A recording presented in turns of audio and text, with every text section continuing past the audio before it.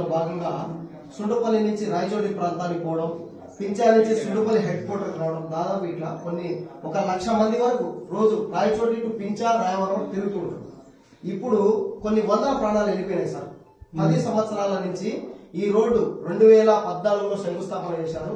అప్పటి నుంచి ఆగిపోయింది.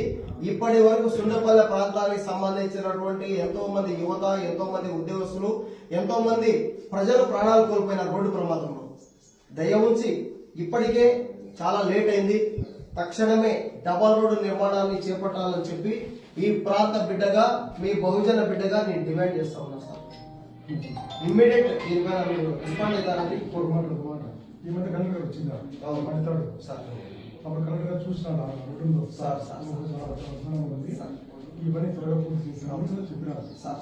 Thank you sir. అందుకోసమే మా డిమాండ్ కూడా అదే. మళ్ళీ పంపించండి సార్. ఇది చాలా అత్యవసరం అన్నమాట.